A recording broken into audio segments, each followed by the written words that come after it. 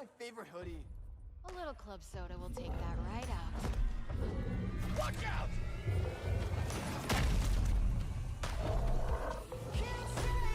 Hey everybody, welcome to Play Ranked Share, the show where I play the marquee PlayStation 5 titles, create an ever-evolving ranking of the best PlayStation 5 games, and share my opinions with you.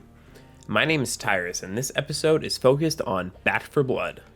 Made by famed developer Turtle Rock and published by Warner Brothers, Back 4 Blood makes no secret what its intention is. This game is Turtle Rock attempting to recapture the magic they had in their hit Left 4 Dead franchise, which first released in 2008. This game first came to my attention during the 2020 Game Awards, instantly making Back 4 Blood one of my most anticipated games for 2021. Don't know it well enough? Oh No. Turtle Rock! This is the Left 4 Dead team! These guys made Left 4 Dead back in the day, oh my god. But it's published by Warner Brothers, so it's different. But it's 4 people? No way. No way! Back 4 Blood contains the same 4-player, first-person shooter experience that Left 4 Dead brought so long ago. The main campaign revolves around you and your 3 teammates facing an onslaught of zombies across various maps, with special infected appearing and making your journey difficult along the way. This felt like a perfect storm to ensure that I would love Back 4 Blood. It is basically a revival of a franchise I loved when I was younger, made by the same developer and just using a different name and some modernized mechanics. Unfortunately, after roughly 15 hours playing Back 4 Blood, it didn't quite sink its teeth in me like Left 4 Dead did. My time with Back 4 Blood was mixed. I had engaging, fun, online cooperative experiences at best, and continuous, frustrating moments at worst. Back 4 Blood shines brightest when you have a strong group of 3 other players with you.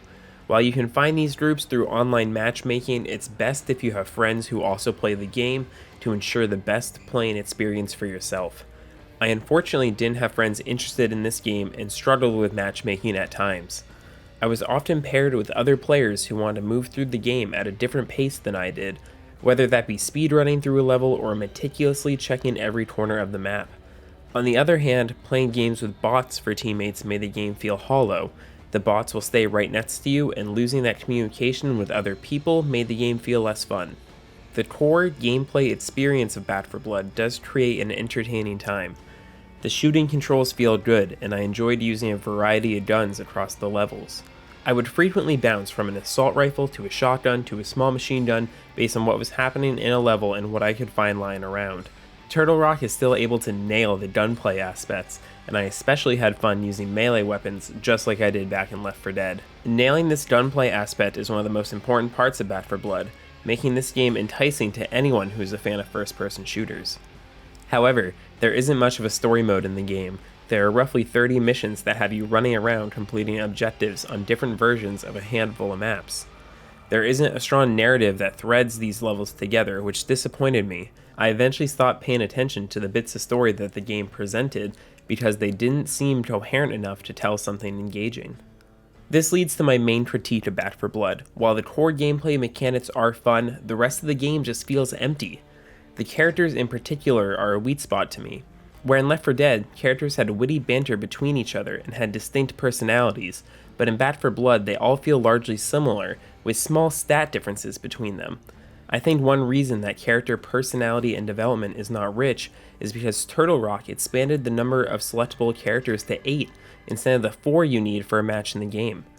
This makes it more difficult to record lines focused on character interaction, since there is a decent chance that certain character combinations aren't even in the matches together.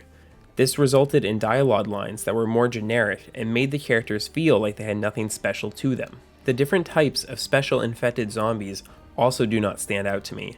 There are largely only 3 types of special infected, and these types would have several different variations of them.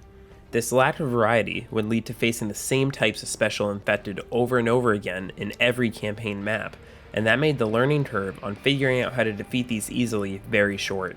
Later in the campaign, these special infected do become more difficult to defeat, which creates a more tense experience, but they still have the same weaknesses as before. A strong component of the game is how they utilize boss battles more sparingly. While there are only a couple different bosses in the game, they always presented a challenge for me and my teammates. Things get especially chaotic as hordes are triggered and swarm you while trying to defeat a boss. These messy, fast-paced moments were amongst my favorite in the game. There's too many. Stick together. We got a job to do. Remember? And no worm-ridden son of a bitch is gonna stop us. Lock her up, handsome. One new feature to Bat for Blood is a fun and innovative card system for customizing your selected character to your own playstyle. These cards can produce a wide range of abilities and stat buffs to your character.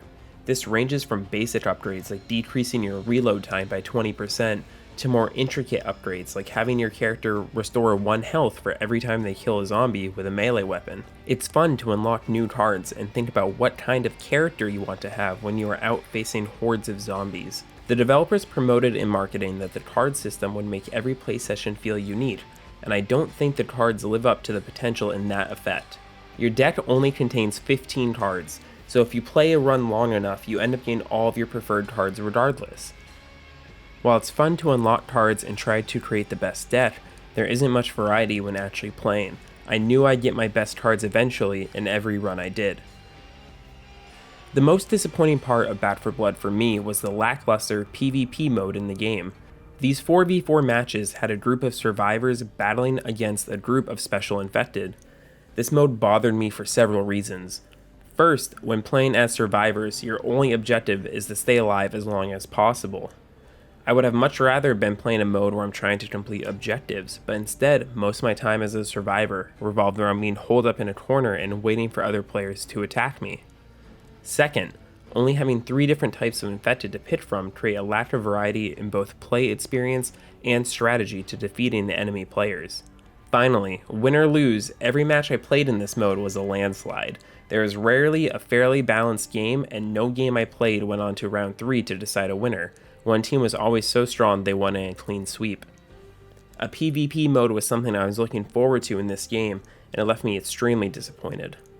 I feel that Bat for Blood is stuck living in the shadow of the Left 4 Dead franchise, and I think this is made evident by recent Steam play data indicating that more people are playing the former franchise over this pseudo reimagining just a few weeks after the release. Players looking to capture the nostalgic feelings they have for Left 4 Dead probably won't be satiated by Bat for Blood.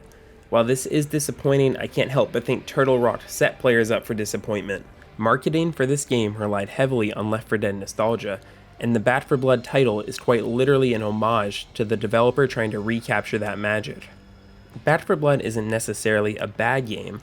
I overall did enjoy my time with it, but I can't help but feel more negative about the game because it just made me want to play more Left 4 Dead. But Bat for Blood does offer a fun experience at its core, and the deck building aspect offers a creative way to make a character that best suits your style of play. While the PvP mode and dynamics between the characters is disappointing, gunplay feels great, and it's always so satisfying to experience gunning down a horde of basic zombies, only to have the special infected or a boss show up and send your team scrambling. It's not without flaws, but Bat for Blood is still a pretty good game, and I give it a score of 6.5 out of 10. I had a hard time deciding where exactly to rank Bat for Blood on my list of best PlayStation 5 games. It's not a game I would generally recommend to people. I think having friends to play this game with is a strong prerequisite to enjoying this game. That being said, the gameplay experience isn't bad and is still generally enjoyable even if you are paired with strangers online. After some deliberation, I decided to rank Bat for Blood at number 12 on my list of best PlayStation 5 games. It can't quite hold a candle to more polished games released earlier this year like Hitman 3 and Deathloop, but Bat for Blood is a great mindless game to play solo or tuned in with a headset when playing with friends. Thank you for watching this episode of Play, Rank, Share. Make sure to subscribe and ring the bell to be notified when future episodes are released. Many future episodes of Play, Rank, Share are in the pipeline as I have a backlog of reviews to be written. This includes Returnal, Guardians of the Galaxy, and Resident Evil Village. What are your thoughts on Bat for Blood? Let me know in the comments below, and until next time, don't stop sharing. I'm scanning the hand. Is something I never thought I'd have to say.